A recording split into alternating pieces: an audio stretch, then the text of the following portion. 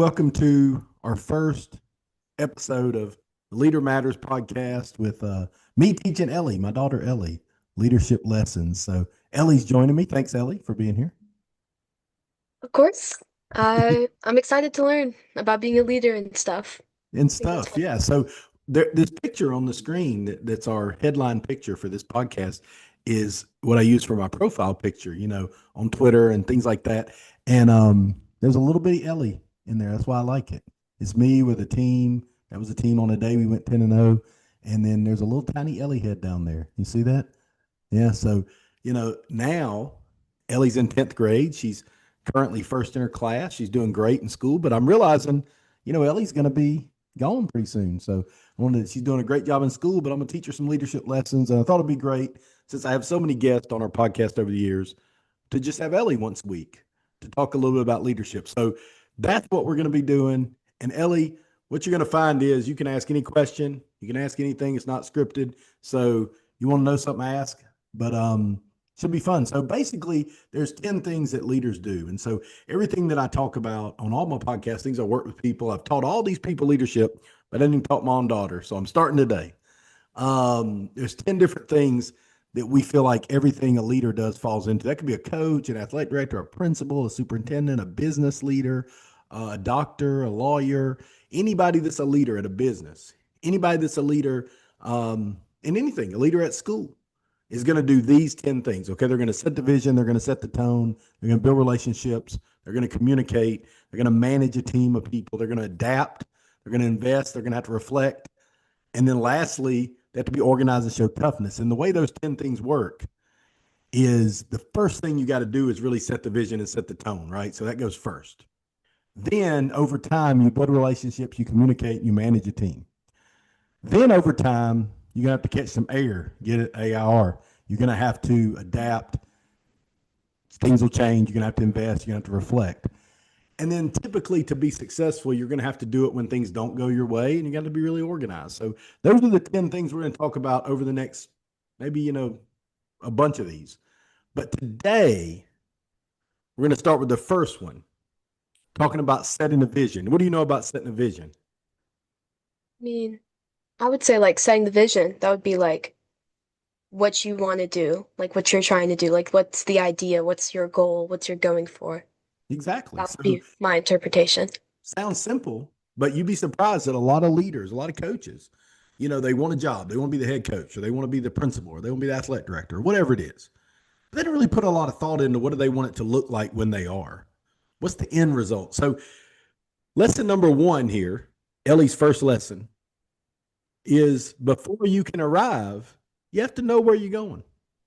Sounds pretty simple, right? But before you can really be a great leader, you have to vision that in your head. You have to see through some things. I'm gonna give you a couple examples of people that I think you can learn from on that. So one, I thought Ellie, a teenage girl, I thought of Starbucks, right? You like Starbucks, right, Yeah, Ellie? I do. Yeah, Starbucks is great. So Howard Schultz was the CEO of Starbucks in 2008. He had been before, he left, he came back, and really that's when Starbucks took off. It becomes this big company that it is today. Is unbelievable amount of revenue, great business. And Howard returns in 2008, and the company was not doing well. Actually, it really wasn't doing well in 2000. Before you were born, Ellie, like the year before you were born, Starbucks wasn't doing that great. Like many people, when you come in and the place isn't doing well, the there's not really a long term vision. You just want to fix things. They want to cut costs. They want to make things. They want to cut some people's salary, or they want to make things more expensive for coffee. That's usually what a lot of people would do. And Schultz, the lesson he's taught over the years is he didn't do any of that. He just thought about the vision, like what do we want this thing to be? What do we want Starbucks to look like? And so they really took time to think about what do we want Starbucks to be. And one of the things they did was they shut down every store, 7,100 stores in there. Do you know that? Wow. 7,100 Starbucks, more than that now. But back then, 7,100 stores, they shut them down for a day to just retrain everybody after they decided what they want to be. And what they decided was we had to make it way more about human connection, way more about being available to people, having the places for, people to come and do their work or whatever it was. And it couldn't just be about coffee. And when they retrain people for that, they really steadily, over the next several years, start killing it. But that starts with a vision that Howard Schultz could see that before it ever happened. So you need a map, right? Like if we're trying to go somewhere, Ellie, we've never been, we're gonna need a map, right? Now Yeah. back in the day, we had to pull out an actual map. Do you know about that? Paper folding map. Yeah, paper folding map. We had to pull that thing out, unwrap, took up the whole car, and had to look at roads. You had to pull off on the side of the road, look at where you were going. We don't need that now, but you still need a map. And all joking aside, your vision is the map. So you want to be a leader, you want to be a leader of student government for you, or you want to be a coach, or you want to be an athletic director. If somebody wants to be a business leader, the map on how to be successful at that really is that vision. What do you see it becoming? And so I'll give you one more example, and then we'll talk about how you can make a vision. So this is a more practical one, maybe everybody knows, but John Kennedy, the president of the United States in the 1960s, in 1961, Russia had already sent a satellite in space called Sputnik. You know about this? A little bit. A Okay, little yeah. bit. Well, they sent a satellite out in space, freaked everybody out. I think that was in like 1957, somewhere like that. And so by 1961, John Kennedy's the president, and he says before the end of this decade, what year would that be? End of the decade be 1970. Yeah, so before 1970, so the end of 1969, we, the Americans, were going to put a man on the moon. Now, at the time, they had no idea how to do that. I just want to make that clear. They didn't have the science, they didn't have the technology, they didn't have the wherewithal to really do that. But it was possible. They thought it was possible, but they couldn't do it at that time.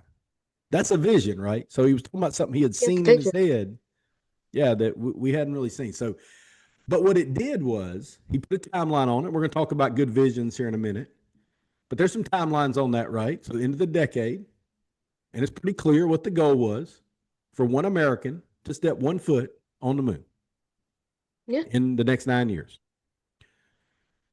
NASA takes off from that point. It really aligned them. Everybody knows what their job is. It motivated scientists. It gave them a goal. It set a destination and inspired some hope. We're going to talk about that later. Remember that word, hope, and challenge the team. So, I mean, that becomes a thing.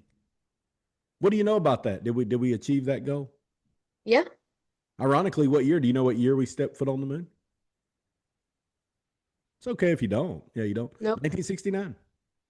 Well, So, yeah. they did it before the Did decade John was over. Kennedy even, in this case, did the President Kennedy even get to see this? He did He not. did not. Why not? He got shot.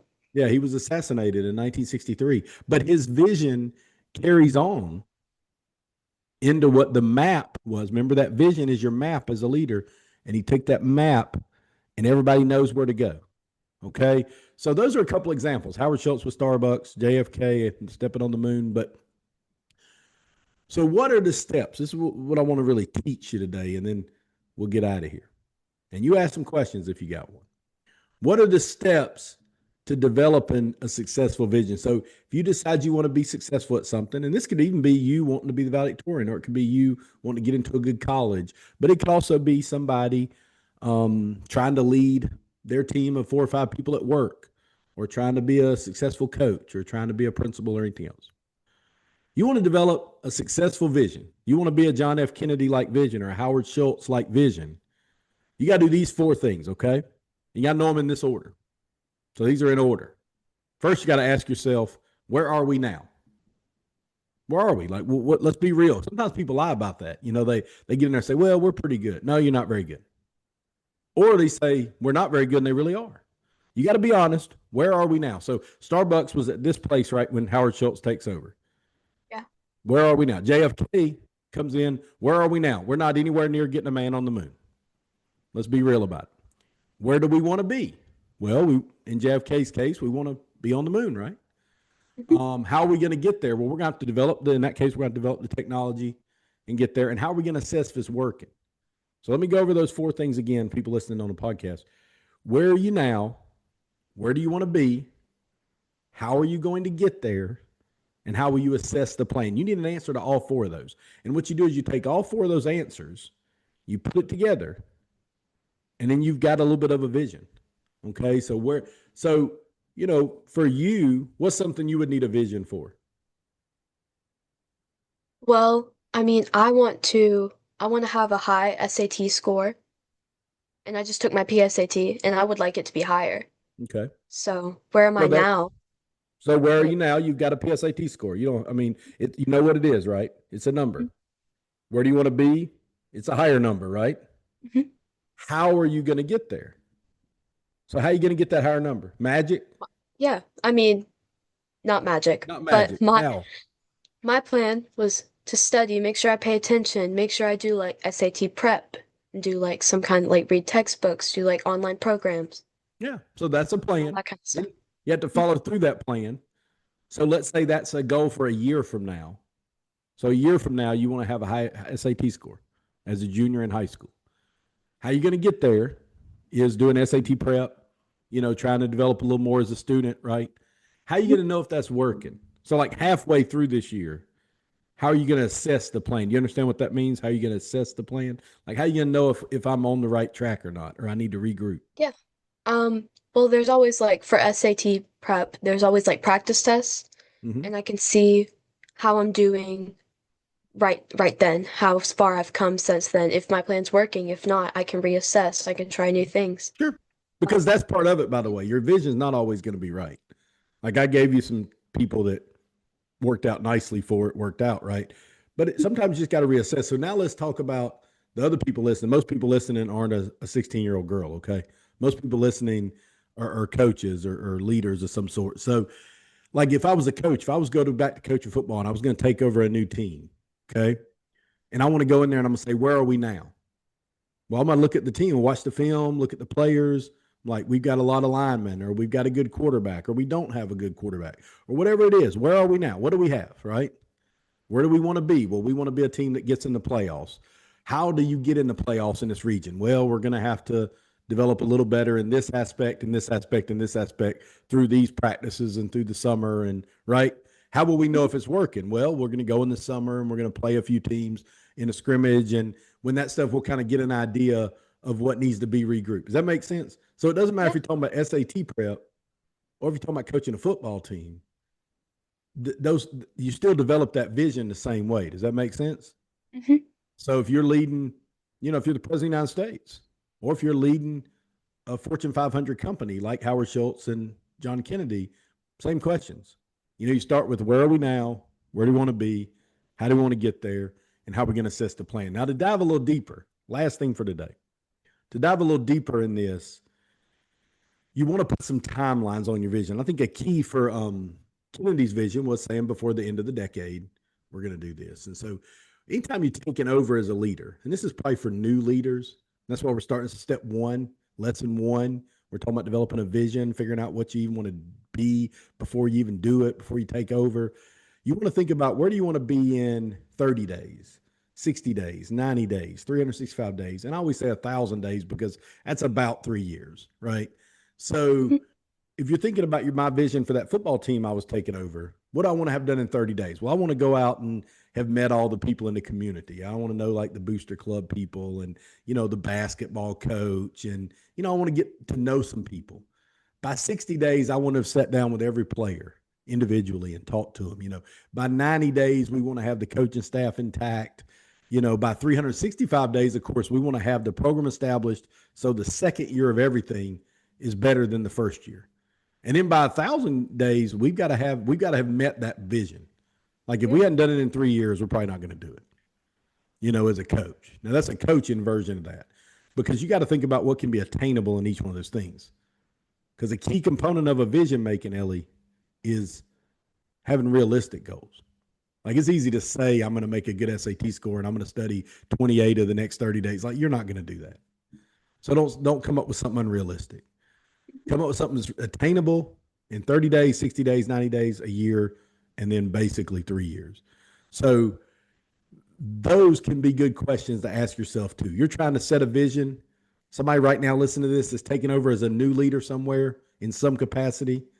They need to think about what do I want to be in 30 days? Where do I want to be in 60 days? Where do I want to be in 90 days? Where do I want to be in a year? Where do I want to be in 3 years? You get those, you're diving into that vision pretty good because your vision really provides hope. And hope is critical. This is why this is lesson number one. It's lesson number one on purpose. Hope is critical. You love football because I coached football and you were at practice when you were little. And every year everybody's 0-0 and they're excited, right? Because they have Mhm. hope. It's okay to have hope. Hope is important. Now, hope is not a strategy, and hope is not by itself going to do anything, but it is the first thing you need. So every year you have hope that this is going to be the year that your team's going to be good, right? Whatever it is. Then as the year goes on, you start to believe. And then if they stay good, you start to know when they're good. Hope to belief to know is the steps to being successful. So you hope you can get into a good college, right? Now, because you're seeing your grades and you're seeing some of your SAT scores, you believe you can get into a good college, right? You believe you can. The next step for you is to know. And the way you're going to know is to keep doing things we're going to learn over the next 100 of these. But right now, the hope is critical. You had to have a vision. You have to think of something ahead of time, have a vision for what you want it to be. If you don't know where you're going, you don't have a map, you're going to be lost. What do you think? Yeah, I think your vision is it's obviously super important. I think it provides a lot of motivation. I think having like a deadline and stuff like that, it really helps you like actually meet your goal instead of just like saying you're going to do something and then not doing it. Um, and then yeah, the hope, you hope that you can get something and then you start doing it, you do a good job and then you believe and then you know for sure that you successfully met your goal. I think that's Yeah. really important. And that's what everybody's working toward. Everybody's working toward knowing that the vision is working. But it's not always going to. There's going to be a lot of things that happen from that first day to that last day in any leadership journey. There's going to be a lot of things that happen. But you're set up for failure if you don't have a vision. If you have a good vision, you got a chance. But having a good vision doesn't mean you're going to be successful. It just means you got a chance. Now you got to get into belief, into know, and we're going to talk about that over the next many of these. So, what do you think, Ellie? Did you learn a good one lesson? I did. I think this was a good lesson. Good I think it's lesson. a good starting point. Good starting point. Teaching leadership to Ellie because she's going to abandon us, in a couple of years. And, if people listen to this and learn something in addition to you, Ellie, that's great. But if they don't and only you learn, then that's fine too. So, do you have anything to say to the people? Like, are you going to have like a catchphrase or a send off as we do these? I didn't prepare you for that. So, Yeah, I haven't worked on that. I'll try to figure one out for next yeah. time. Yeah, you watch like PTI, right? Like they have a Hmm. Kornheiser waves that flag, like you need something to on the send off, right? Yeah, Hmm. so you have to talk to your friends about that. But until next time, there's Ellie. Say bye, Ellie. Bye. We'll see you next time.